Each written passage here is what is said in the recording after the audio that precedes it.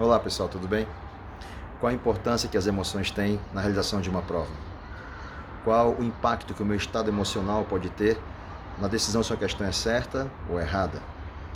Qual é a influência que as emoções podem ter no processo de tomada de decisão? É sobre essas questões que nós iremos tratar nesse vídeo. Se fizermos uma enquete na rua ou no restaurante, perguntando qual refrigerante você prefere, Coca ou Pepsi, é bem provável que o resultado que nós iremos obter é uma grande predileção pela Coca-Cola. Isso já se sabe há muito tempo, a Coca é líder de mercado.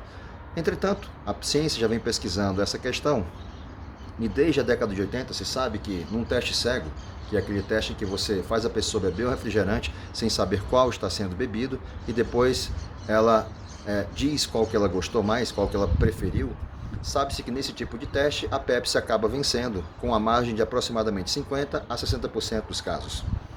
Por que então existe esse contraste entre aquilo que as pessoas dizem preferir e que num teste cego as pessoas acabam optando por outra coisa? O que faz, qual seria, portanto, a lógica por trás dessa distinção, dessa diferença entre essas duas situações? A resposta a essa pergunta ela vem de uma direção tanto quanto inusitada. Pessoas com lesões sérias nas regiões do cérebro responsável por produzir ou por emitirem emoções, fizeram um teste e parecido com esse teste cego. E o que se percebeu a partir desse teste? Que pessoas com incapacidade de sentir emoções como pessoas normais, elas também acabam preferindo a Pepsi numa proporção de aproximadamente 50% a 60% dos casos. O que isso significa, portanto? Isso significa que, quando você tira o componente emocional da história, o resultado que você obtém em termos de predileção por um refrigerante ou outro é o mesmo do teste cego. Isso significa, então, que o que faz com que a maioria das pessoas digam que preferem Coca, apesar de existir um componente de sabor envolvido na história, mas aquilo que mais fortemente deve influenciar para que esse resultado seja uma predileção maior pela Coca-Cola, ele está intrinsecamente relacionado com a produção emocional que a Coca é capaz de fazer, e isso advém de uma sequência de fatos, de circunstâncias que fazem com que a Coca tenha uma relação emocional muito mais profunda e forte com o consumidor. Isso vai desde coisas que envolvem Papai Noel. Aliás, o Papai Noel até a década de 50 era verde, passou a ser vermelho e branco, como nós conhecemos hoje, por conta da Coca-Cola. Sabe-se também que tem aquela influência do Natal, que envolve o urso polar, que envolve o caminhão cheio de luzes, e essas questões todas acabam influenciando de forma profunda para que as pessoas acabem preferindo a Coca-Cola. Para corroborar nossa suspeita de que as emoções são, portanto, determinantes no processo de tomada de decisão, nós temos um outro caso que podemos examinar aqui. Foi feita uma pesquisa com vinho e o que se descobriu? Pegou-se um grupo de pessoas, dividiu-se em dois conjuntos e esses dois grupos de pessoas, agora distintos, foram convidados a beber vinho dentro de uma câmara que fazia um mapeamento das ondas cerebrais. Cada um dos grupos estava bebendo olhando para uma garrafa de vinho. Um grupo bebendo olhando para uma garrafa de vinho mais barata, $9. Outro grupo, portanto, bebendo olhando para uma garrafa mais cara, $90. O que se tirou como conclusão desse estudo? O que se percebeu com essa pesquisa foi o seguinte: após a experiência das pessoas beberem o vinho observando a garrafa mais cara ou mais barata, elas foram convidadas a responder um questionário. E a pergunta era bem simples: quão gostosa foi a experiência que você teve de beber esse vinho? A resposta era para ser dada como uma nota de 1 até 10, e não é difícil perceber ou imaginar que as pessoas que beberam o vinho, olhando para a garrafa mais cara, imaginaram que aquele vinho era mais gostoso. E disseram isso, deram uma nota maior para aquilo. Até aqui não tem nenhuma novidade naquilo que estamos falando a respeito desse segundo teste, dessa segunda situação. Mas o curioso foi que quando os pesquisadores foram observar a leitura cerebral das pessoas, o que eles perceberam? É que, de fato, as pessoas que beberam o vinho, e vejam, era o mesmo vinho para os dois grupos, beberam o vinho olhando para uma garrafa mais cara, elas, de fato, tiveram uma percepção de uma experiência mais agradável e saborosa. Isso ficou evidente porque essas pessoas tiveram, de forma muito mais intensa, ativada as áreas do cérebro responsáveis por prazer. E isso ficou claro no mapeamento que foi feito. Perceba então que, além de influenciar no processo de tomada de decisão, as emoções, elas são capazes de moldar toda uma realidade que está à nossa volta. E as pessoas que estavam ali naquele momento bebendo aquele vinho, que era o mesmo do outro grupo, mas olhando para uma garrafa que ela imaginava que produzisse um sabor melhor por ser um vinho mais caro, elas de fato sentiram mais prazer com aquela experiência. O que isso tem a ver com a discussão com as perguntas e questões que eu coloquei no início desse vídeo? Durante uma prova, as pessoas não estão somente tomando decisões usando somente a sua razão.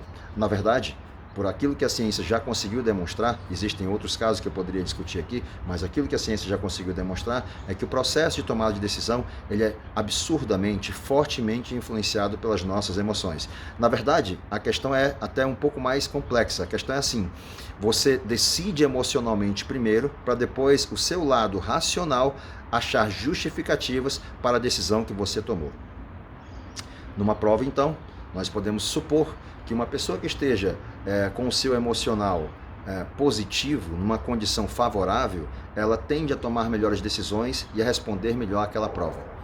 Em contrapartida, uma pessoa que esteja com o seu emocional instável, numa condição desfavorável, é de se supor que ela também, por mais que ela tenha uma boa bagagem de conhecimento, por mais que ela tenha feito tudo certo no seu processo de preparação, no que diz respeito a estudar os conteúdos, a fazer as revisões, a resolver muitas questões, de se imaginar que a tomada de decisão dela, então, seja prejudicada por conta do seu estado emocional. Isso é uma coisa que imagino que a gente já suspeitasse, mas agora nós temos uma discussão que é mais embasada em argumentação científica e, portanto, é uma argumentação mais válida.